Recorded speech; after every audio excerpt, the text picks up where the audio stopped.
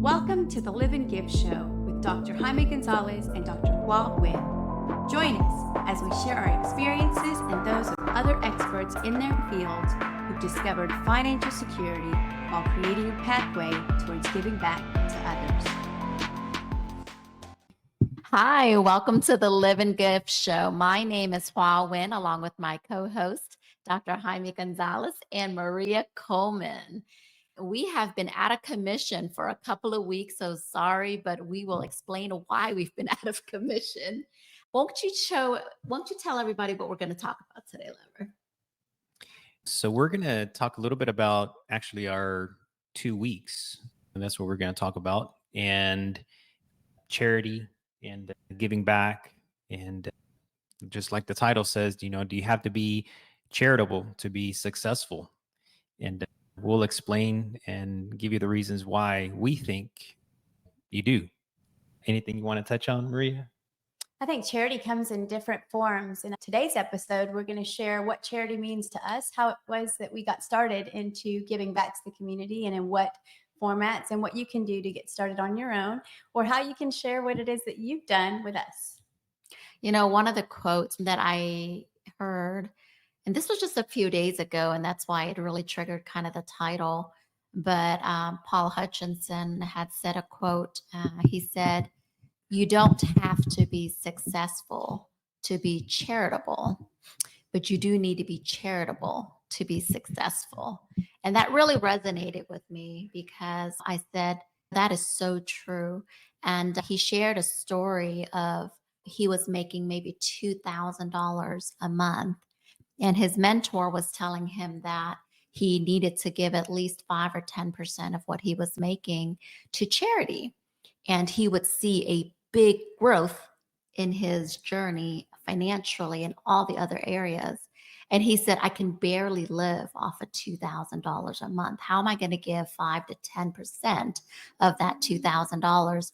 But he goes, the one thing, if he can contribute to where he's gone and where he's been. I mean, before he retired, he had 48 billion assets under management currently in the company. When he left, it was about $20 billion assets under management. But he said the one thing that he took from his mentor was that charitable contribution. And he not just gave 5 to 10%, he gave 20%. Of everything that he would make towards charity. And that was such a big growth journey for him. And he goes, he didn't believe it at the beginning when his mentor said, you just give and you watch the level of success that will come back. And monetary wise, not only did his professional career really blossom, but his inner journey, his inner success and his inner wealth started growing, which then blossomed into his external wealth. And so just listening to his journey and his path, and that's something that we've been very passionate about in ourselves and our journey. And I saw that at a young age too, when I shared when our parents didn't have anything, but I always knew that they were always giving people. So I encourage you to, to give, because that give component and being charitable does come back in so many different ways. And when you give, you really needed to give it from your heart where you don't expect anything in return. But what does come back, and when you talk about ROI, it's not even just a return on investment. It's the level of fulfillment you get and the magnetic energy and the people that you attract is what really starts to change when you get into these circles of different charities. But how was your trip to Vietnam? Won't you share, Well, I want to kind of follow up a little bit on what you were saying. And we talked about the title and why we think it's successful or charitable, and you get a lot of success doing that. The biggest players that we have met are at these charity functions, and they're the ones that are, taking the time and out of, their super busy schedule. I mean, there's no one busier than these people that make so much more money, that are even doing, personal development. So the biggest players are found there. and they're not found on the internet.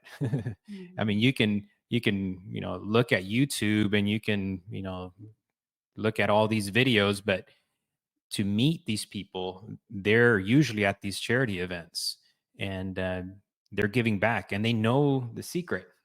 Right. The more you give, the more you receive. Mm-hmm. So, and that's another reason why we attend so many charities and so many events, and to give back. You don't have to give, a bunch of money. It's just give your time, be seen at these charitable events, so, and just, I mean, it's almost like our duty, as humans, just to give back for the people that don't have as much. It's there's a I was watching a Team Tebow.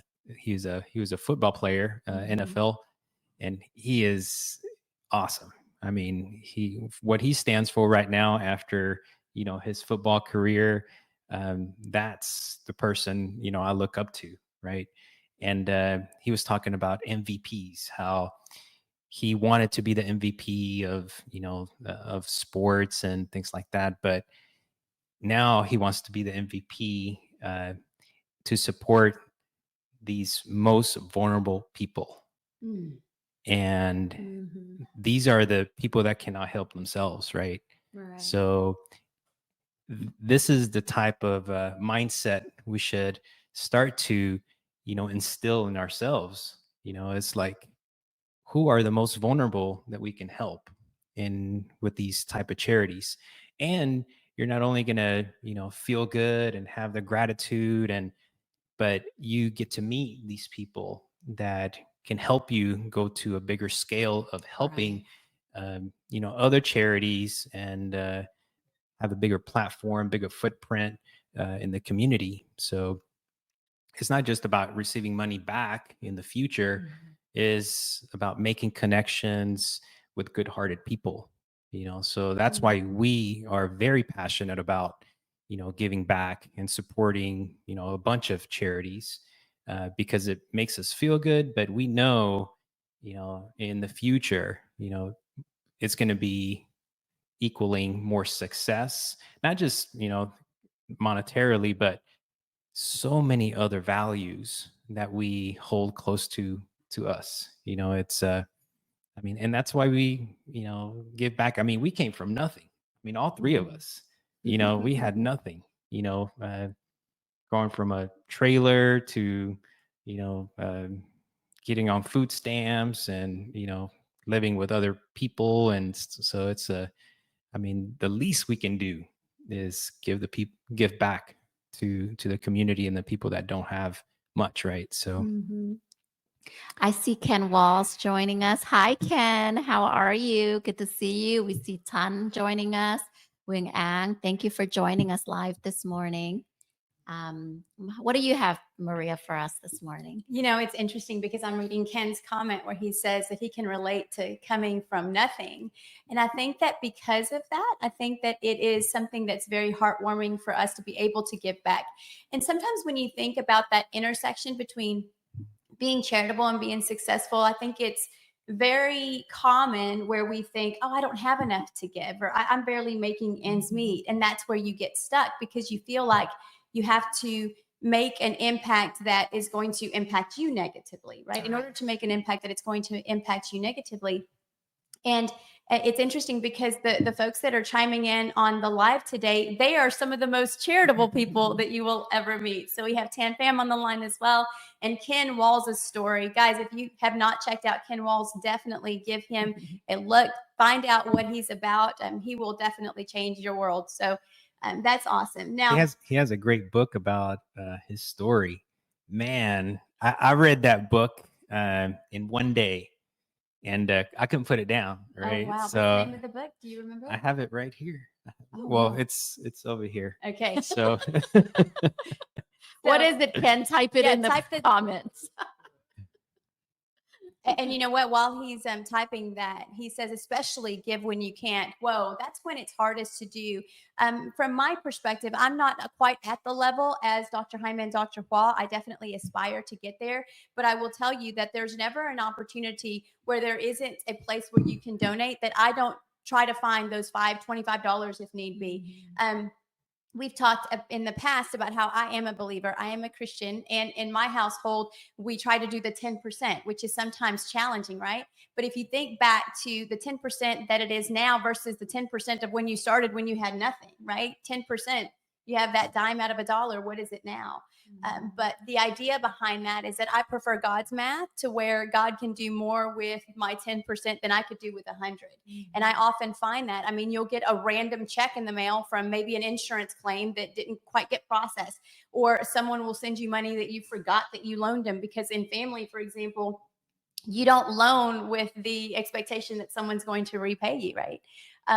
Okay, so walls of wisdom, turning pain into profit. Thank you so much, Ken, for sharing that.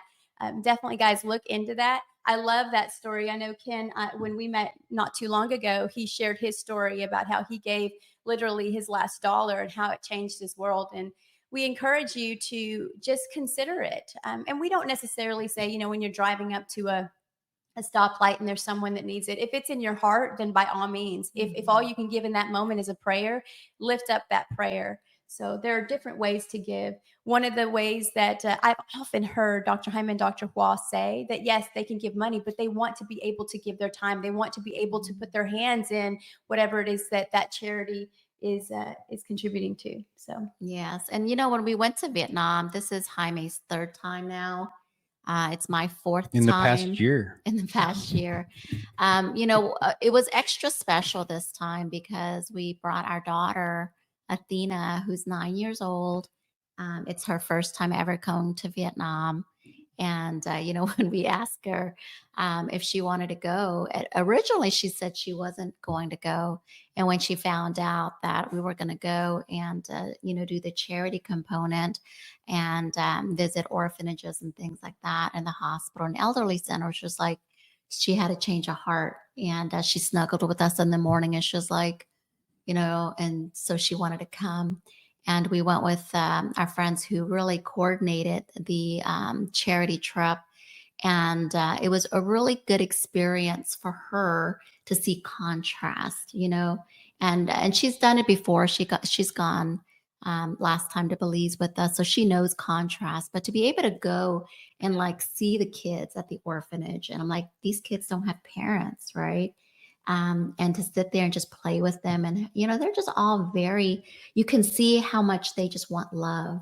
You know, you come in and immediately the kids come and they want to be held. Like, you know, they're like 18 months or 2 years old, and they come and they're so attached to us, you know, and they just love having someone come because they crave just that company and that affection. And so that was really touching to come in and spend some time with them. It felt good to give them the food and supplies, but just to spend some quality time with them. And they held our hands, they showed us their place. And, you know, you could just see how loving they are. That really touched our hearts. And then we were able to go to, you know, one of the hospitals, one of the largest hospitals. And the friend Tan, who and his wife Katie took us, and his dad is actually a neurosurgeon for 37 years at that hospital. So he handpicked the most, you know, the surgeries and treatments that really needed the most, that he handpicked out. And so the families came and we were able to, you know, pay for those surgeries and treatments for them. But to think that over here, a surgery that might cost $15,000, that someone can do for a few $100s in Vietnam to save a person's life. So can you imagine? You think a dollar doesn't stretch that far, but for $245 or $300, it can save a person's life to have the surgery or treatment that they needed, right? And so to be able to come in and do that and just see the conditions of the hospital, like we're used to seeing hospitals here in the States, but to go in and see the biggest hospital in Vietnam. And I mean, there were people in the hallways, beds in the hallways. Sometimes they have to be two people to a single bed. Sometimes there aren't enough beds for people at these hospitals. And it's like, it's not like here where it's save a life first and then deal with the finances after. If you don't have money over there, you're not going to get the treatment. You know, there's not the insurance and things like that. And so You said There's no AC at the no, hospital, there's no and AC, it's right? And pretty it's much hot. over 95 degrees all year long. Right. So imagine trying to recover from a, heart surgery Ah, and in 95-degree or 98-degree with, a lot of humidity, and it was very difficult just us walking around in there. It was so humid because also there were so many people all walking around, people that have just had surgery, just going through the hallways. So it's not like a private area like they do have here in the mhm, states. It's everything is within one compound. right. So yeah, and I was talking to Athena. It's like people on the floor, double people on beds. How are you able to recover? And she's like, "You can't, Daddy. It's very difficult. You're going to stay here a long time." Mhm, And I was like, "Exactly. You can't really recover, but you can't stay there a long time because there's so many people. So mhm, probably after the surgery, hey, you're not staying here very much longer. You got to go back home. So, right. but that was something that kind of struck me too. I had spoken to a couple of surgeons too at one of the gatherings after the charity, and he was telling me, well, because I was telling him, well, what they do in the States, heart surgery is like where the hospitals make their money, and he was like, well, over here, a heart surgery, the total cost would be about $4,000, and that's your stay, that's your anesthesia, that's the surgery itself.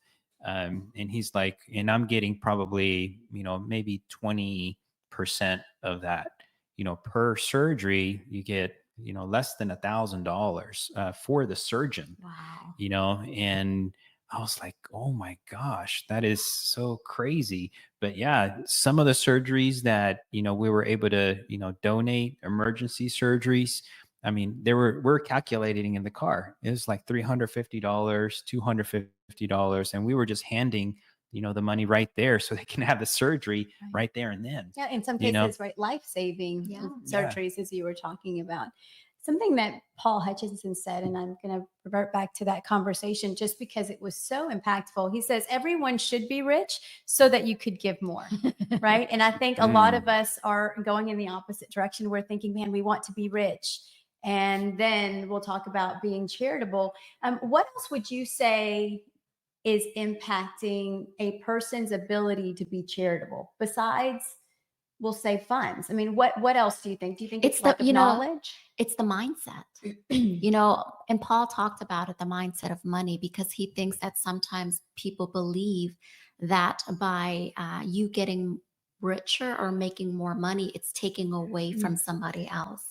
Where we live in a society where it's not like by you making more, someone's making less, right? That the mentality and the mindset around money, sometimes people are like, no, I'm good, I'm comfortable. And I'm guilty of this.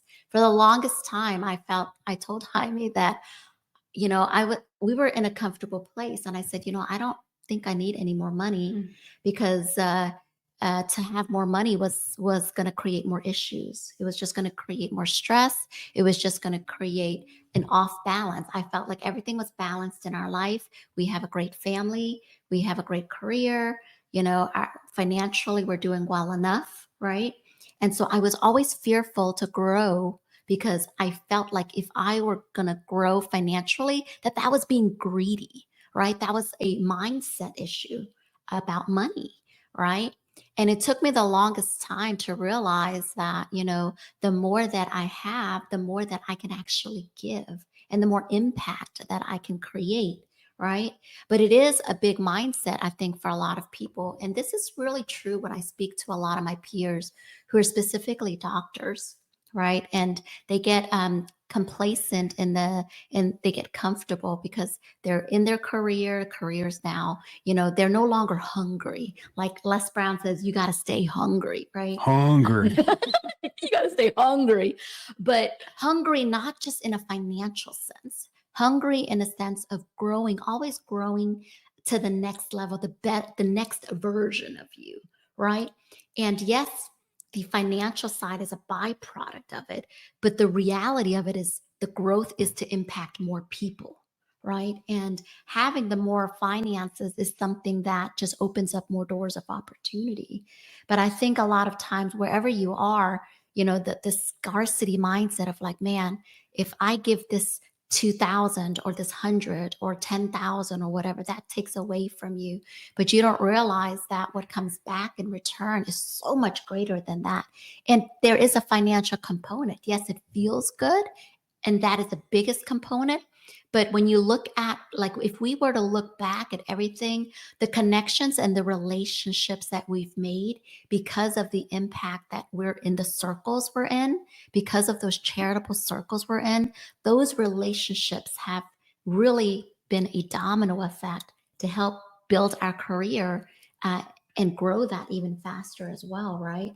But it is about getting into a room of impact driven leaders, right? And getting around people who are truly good at heart, authentically, And it's hard to find those groups. And when you find those relationships, you don't want to take those relationships lightly, because these are long term friendships.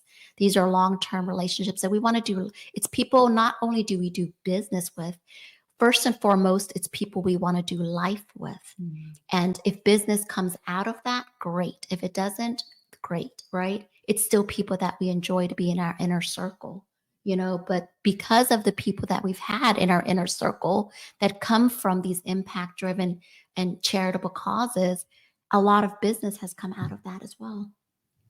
All right. Oh yeah, I think I do agree with you. And we have a lot of friends that are very well off, and it's like the more you make, the more you keep, right? So it's like, okay, well, where is that other part? We always talk about what else is there. What else can you do? Who else can you become, right? Mm-hmm. And so if life is just about taking and taking and taking and really not giving back, I mean, some people would say, well, that's not really the life I want to live. Mm-hmm. Right? So, but I do agree with you. It's, they want to make more, and because they want to keep more, we take Athena, right? Mm-hmm. So it's, and that's I think because she missed a week of school, because don't judge us. because we did this charity event, and so it was on her spring break. So we did 1 week, and then we added another week on top of that, and there is no way, like 0% chance, that she's going to learn more at school for that week that she got from that charity trip. There's just no way. If I were exposed to charity whenever I was young, oh my gosh, it's, I would have met my goals already, and some of my goals are like, I haven't, we talked about it in another episode. It's give $2 million for 10 charities. I would have already reached my goal. Mm-hmm. I started way too late. So I wish. Never too late. It's never too late. No, and it just kind of, thinking, it's like, mindset, right? It's like, well, that's way too late, so, but yeah, it's just be open. To open. It. It's, I mean, that's all we can say, right? We can't change anyone. Mm-hmm. So it's just be open to give. And I'm telling you, it's going to come back, like tenfold. Right. So I want to acknowledge someone who, hi, Bill Walsh. He's on with us. And I remember that's something that he talks and teaches and does, and thank you for being part of the charity, in Vietnam with us. But Bill has always taught us, as someone who's been a business coach and a friend and a mentor to us, that's something that he teaches, he preaches, and he does it, right? And it's something he talks about: relationship capital, and not just the business side, but he also talks about the philanthropy and being part of the charity and being on a board and being involved in that. And it's something that, we've already done before, but we've exponentially grown that even more. So we appreciate that. And thank you for joining us on that. I think Ethel just said it very well. She said, what a blessing it is to be able to give more. And that is so true. And then Jaime, you said something about if we were exposed to charity. The irony here, though, is that in some cases you, or I know for sure I was exposed to charity, but on the receiving end. Yeah. So we were the kids that didn't, Santa Claus didn't come through the space heater. I waited by the space heater and he didn't come through the space heater. But on Christmas morning, somebody cared enough to bring gifts to our door. And as such, we look for those angel trees that most feel like who I was. So yes, charity and success. I think that those are the driving forces. Just because you start off with not having enough doesn't mean that you can't change that. One of the most famous soccer players has said, my dad's not the reason that I was born poor, but he's going to be the reason that I'm going to die rich. Oh, how special is that? Thank you for sharing that, Maria, because, when you share, that will live in your heart forever, being on the receiving end. And you are the person you are because of that. And you give back and with your heart, but you'll never forget that. You'll never forget that as a receiving end. And I remember when I went to Tony Robbins, and we've been with, Tony Robbins about 2018 now, but he shared the story of being on that receiving end, being that family, that hungry family, and that one person that had the heart to give to his family, to feed his family during Thanksgiving. And that's why now, that's his mission of feeding America, that he's been able to feed God knows how many millions of people. But it stemmed from that pain and from that receiving end of gratitude of when he didn't have food, right? And so, when people say take your pain into your passion and your give back, right? But people will always remember that, right? And so sometimes, when you think it's just $1 or it's a word or something you say to somebody, or, it can completely change somebody's life forever, right? That gratitude, it lives in your heart forever. And that can be the driver, right? That can be a driver for someone, right? And so when you help someone, you don't even know the ripple effect. And that's something that, I hear a lot, but the ripple effect, imagine if just that one person that you've helped, just like they helped you, and that from you go and impact so many other people, right? And it creates this wave of impact.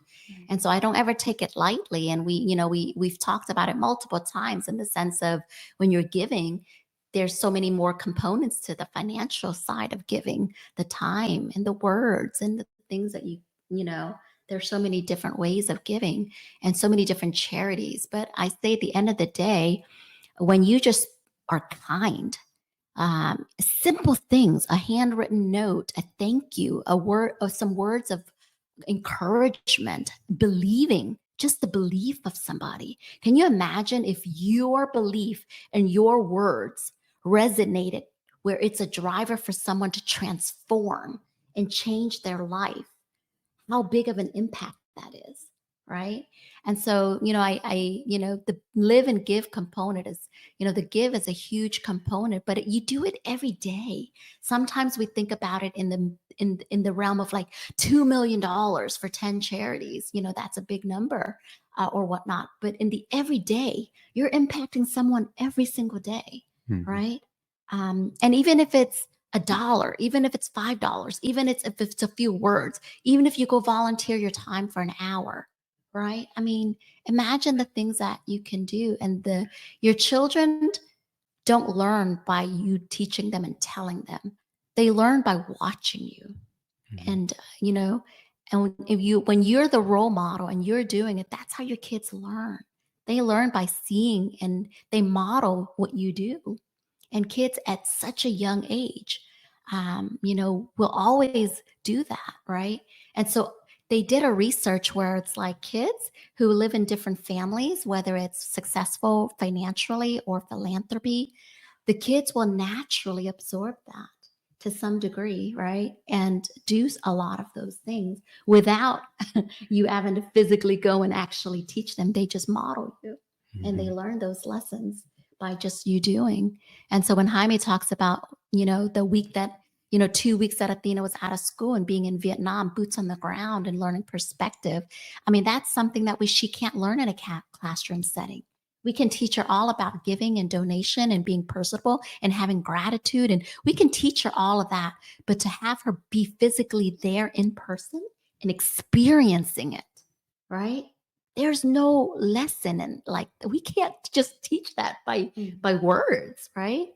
And you don't have to go to another country to do that. You can do that in your backyard, right where you are in your community, right? Mhm. Every day, there's an opportunity for you to be able to reach a helping hand in some way. And even if it's just sharing your knowledge, you think, we're all unique. Trust me, you have a gift in something that someone else can learn from, right? That's right. Oh, and that's, one of the reasons that you became a speaker, because you wanted to share what you have learned, but also have that ripple effect, So, and before your mindset wasn't, it was very limited. And you Yeah. told me that, so it's like, how can I help more people? Well, become a speaker. Yeah. And so that's, and you can speak about whatever you want, and one of the things is charity work now, Right. so now you're creating that ripple effect, that a lot of people, if because you want to train to be a speaker, not just kind of go out and speak, right? So but it's very, very effective, Oh, yes. and you can change someone's mind, about a certain subject very quickly, by being very knowledgeable and being an expert on that particular field, and sharing your experiences and your knowledge, and helping them out at the same Right. time, guiding them, on, what charity they should, select, or, what they're passionate about doing, with charity work. Um, but yeah, I agree with you. It's all about the experience, especially for our daughter. It's 100% about the experience. And there, I mean, there's a very, very slim chance that she doesn't gain anything from this charity work. It's Right. very, very slim, It is. and you just passed it down, from not just her, probably for her entire family, in the future. So Hmm. you can change generations just by taking a one trip, right? So, but that's the reason that I love to do it. And it's because you can have that ripple effect with other people. And at the same time, you're doing it with people that you care about, Hmm. with, friends and family. And you have that bond, that strong bond that makes Yeah. you much, much closer, having, going out to events, charity events, or, spending time at the elderly center, so which, by the way, I was blown away what I saw at that elderly center. It's just, it was sad, kind of Hmm. seeing, just kind of people just left there, Yeah. and disabled people, and they were not doing well, a lot of them, and they don't have a lot of people, visit them and stuff like that. So, but again, you said it earlier, it's something that they crave. They just crave for them to be acknowledged, right? And they crave for that because they're not getting it. Hmm. And so that, and again, it was just a building with no air conditioning. You go in there, and it's like everyone is in, just beach chairs and just kind of Wow. laying down. It's not even a bed or a sofa or anything comfortable. It's just a beach chair that's laid out. So, and that's where they sleep, and a lot of them can't get up, because they're handicapped, so, Hmm. and but that was a very powerful scene, what and everyone was there kind of witnessing, this is Mhm. how people are living in a huge city. Mhm. I can't imagine, some of these people out in the countryside, how they're living, Right. because they're going to have minimal access to anything, you know, any hospital, any food. I mean, just sanitary, just the basics, they're going to lack that too. So, but that was a very powerful scene. But Yeah. it's, But when we see that, like my drive when I come back, every time we come back from another charity trip, especially out of the country and seeing such contrast, it fuels my heart. Like every time that my heart gets resonated and it ignites it, it gives me that drive and gives me back that focus and energy to go get it, right? To go get it and grow and like find ways, find people to collaborate of making it a bigger mission, right? Because a lot of times when I start slowing down and I'm on cruise control again, and I'm always in growth mode, but that trip it sparks something every time when I go and I come back. It sparks it. I'm like, man, let's get back on it, Hua. Let's focus your energy and let's rock and roll, And it reminds me of like, wow, every day that we're still here, that every single day counts. Every time that we're able to get out there, talk to somebody, do the work that we're doing, that the more that we grow, in all different aspects of growth that we have, that it we can help and do more, right? Because every mhm, time when we see like, man, I wish I could do more, like, no, let's not stop wishing. We're just Right. going to go and do more, right? mhm. And we're going to find people that are in alignment with good hearts that want to join the mission, and we're going to grow and grow. And because there's a lot of people who do want to help, that have the hearts to want to help but don't know how to get that, to find who are the reputable resources to make sure that the money goes to the proper places, that it's being used like it's supposed to be used, right? And so when we go and witness it firsthand, knowing that it all goes to where it's supposed to go, that's a big component of it, right? Yeah, and I think you're on the right track. It's another reason people might not, help in charity work is because they don't know like where to go to, Right. right? They don't have the information. You heard, some charity that, it's not the money's not going in the right direction, so I think you're on the right track there. And maybe having a good reliable source Mhm. of charities that are actually supporting people, and most of the funds are actually going to helping the people in need, right? So, and I think it's there's uh, I've seen it like on Instagram or some of the charities that actually most of it does go to the charity. Of course, there's a small administrative fees that some charities take, but still it's having a reliable source where okay, who's a legit charity that I can give to, so most of my hard-earned money Right. is going in the right direction.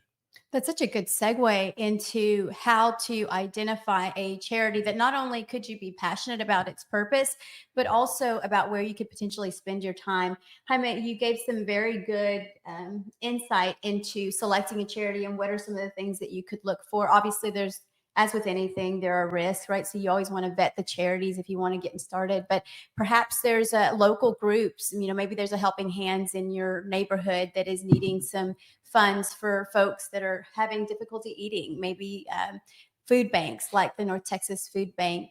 Perhaps that's an opportunity of some place that you can look. But I would just encourage you to have a look at what you're passionate about, what speaks to your heart, maybe Right. what has impacted you, and in a situation that you may want to see about giving back to that charity. I'd like to share a visual representation, a visual learning, if I could, something that I think is very relevant. Our pastor, Josh Howerton, he gave the analogy of how when you are holding on to, let's say, your last dollar, you're really clutching that. And let's imagine that that's a seed that you're holding and you want to receive more, but you're clutching it so tightly that even if God were to bestow more seeds, all those seeds would just bounce right off of your hand and just land on the ground, right? And if you start to slowly open up your hand to give a little bit, and those seeds come down, and now some of them you're catching and some of them are falling out.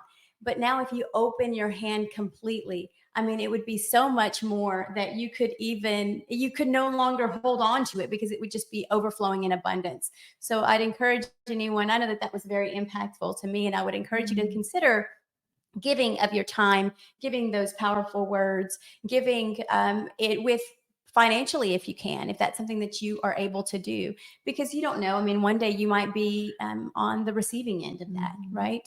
We don't know what the future holds, but the reality is that if your heart is in the right place and if you can just align your goals with that heart and that charitable giving, it's no doubt that those will intersect with success either sooner or later. Yes. Mm. No, I love that. I love that visual you just gave of that, but that is so true. When you hold on tight, unless you open it up, can you also receive, right? And that's part of the abundance versus the scarcity mindset, right? But once you have that abundance mindset, it sounds counterintuitive. You think the more that you hold on, the more that you will receive. And it's so counterintuitive, but it's total opposite. And so when our title says, do you have to be charitable in order to be successful? We absolutely believe so. And it's successful on all different levels, however you define success. Even in the financial success, I would say yes. But the level of fulfillment success, the inner wealth that you get, will translate into your external wealth. The external wealth only comes when your inner wealth is true. You will be rich inside before you ever become financially rich in your bank account. And I believe that wholeheartedly. So if anything else, I would encourage you to at least slowly open a bit, but it starts here. The money mindset and the abundance mindset, it takes time, and I'm guilty of that because I've always been a giver, but my mindset around money was limited in the fact that I didn't want to have too much money because I just thought that was being greedy. I didn't want more money than I needed. I was like, that was enough that I could live off. I just want a happy family. I want to be healthy, and I don't need to really grow and make more money, because if I do that, my fear was that I was going to lose everything that I worked so hard for. And it took many years for me to realize that the more money is, the more that I can impact people and what I do with that money. And innately, I've always been a giver. Naturally, that money I'm going to give away anyway. The fear of going out to create more streams of income or businesses and things like that, I had to let go of that. I was like, no, I can definitely continue to grow. And because of that money, we continue to grow and we continue to give back. And it's ups and downs all the way. Even if externally our wealth goes down to zero, internally we're still very rich. And so I always think our inner wealth is always going to outweigh our outer wealth. The bank account, and somebody said this, I don't remember who said this, but they said your level of income and what you're making in your bank account is a direct correlation of your growth, of your mindset about money. And that's pretty crazy, right? And the amount of people that you can impact. And that kind of changed the perspective of it a little bit for me. And so I said, all right. So I go back and I'm like, okay, I got to stay hungry. Can't get comfortable. Got to get my foot back on gear, because I can get comfortable. And I'm like, oh, okay, I'm back on cruise control. I'm chilling. And then I go to visit another country and I come back. I'm like, man, I want to create so much more change. I want to help so many more people. And I want so many more people to join in the mission. And we did a Facebook Live from Vietnam, and our goal was to raise 10,000. And we went on live that morning, and by that evening, we had reached 10,000. And by the next couple of days, we reached $12,000. And it was just about sharing the mission and sharing what we were doing. And we've been very blessed with having a lot of generous friends and family, and who just open up their hearts. So I thank you if you're watching and you help contribute, whether it was this time, last time, anytime. And even if it wasn't financially, just sharing and supporting and encouraging and being part of our lives, right? That helped us. So we thank you. We don't ever take that for granted. I see Katie on, so she was Hi, very Katie. instrumental in that. And thank you, Jackson, for your kind words. I was going to say, you actually touched on something that's so important, the how.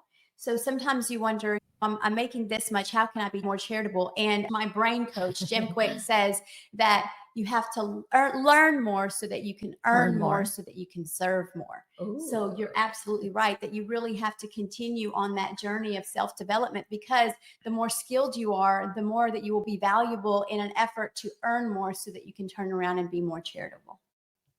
I love that you touched on the how. I love that. So we've touched on the why. We've touched on the where, what charities, and on the what and the how. I just wanted to, as y'all were talking, and I guess as an example for us, the last, I don't know, probably 10 years or so, the more, it's weird, the more we give, the more simple we live. Yeah, that's true. Have you noticed that? That You is know, very that like the true. past 10 years, it's like, okay, well, we're giving to all these charities, but do we really have to have like a mansion? Do we really have to have the latest and greatest of cars? Do we really have to have all these super fancy things? And the more we travel to these other countries, you know, third world countries, Simplicity, yeah. and because they are so simple in the majority of these countries, they're so happy with just having just simple things, right? And I think I was just thinking about that That's today. true. We kept simplifying more and more down through the years. Yeah. And I was like, oh, wow. Okay. Well, you know, I was just reflecting about that. And as y'all were talking, I was like, you know, we're becoming more simple. You know, it's, Well, you and don't need a mansion if you're going overseas. You don't need a car to drive if you're somewhere else serving others. So yeah. definitely- And you don't want to take your fancy watch or fancy jewelry, you know, it's But like, you know, hey, it's really easy to get into the rat race of looking and comparing to everybody else to as a caliber of as a measure of your level of success. It's easy to get kind of thrown into that mix of thinking, oh, if I have this level of income, or if I have this house, or if I have this car, or you know, as a benchmark of success. And as Jaime says, as we've grown financially and every other aspect, we kept simplifying more because those are no longer benchmarks of success for us. You know, we don't measure success in the normal level of success in that way. And, you know, but that simplified process actually gives us more and more fulfillment, right? mhm. And it just makes us happy. And it's like, if, you know, we're blessed with anything that we have, but we don't feel like we need to we don't need to live up to the Joneses or compare or anything. And we don't care if anyone judges us for whatever we drive or wear or whatever we live. It doesn't even matter to us, right? The end Hey, of I the day. care about, Okay, you care, No, right? I care about my shirts. You know, that's one thing I do care about. He's like the millionaire next door, but with his fancy shirts. What a fun episode. You know, actually, that's something that you're touching on for a future episode in terms of how we value ourselves and our credibility and what we use to demonstrate our credibility. There's a lot to unpack in a future episode when it comes to that. But this one has been really good, just recapping where you guys have been, how many people you've been serving. And Jack joined us today. Ethel, Ken, we had a lot of folks. Oh, we got Jackson Chris on Katie's too. laughing at your shirt comment, by the way. I just know it. Well, she knows why she's laughing. She wants to She's seeing her husband next to him and next to her, and got a new you shirt. know, Got a new Aw. floral right, shirt. Katie? Thank you guys so much. It's been a fun one and it's been very educational. We've shared a lot of our experiences, and we'll see you on the next one. What do y'all think? Absolutely. We will wrap it up. And just remember, every Monday at 11 o'clock Central, we'll be on again. Every week is a different topic. So we will take you to different topics. We are working on a spin the wheel so that we will do it live and we can spin and base our topics off of that. But I thought that would be a fun. But again, thank you for being part of our life. Thank you for watching the show. Until next time, bye everyone.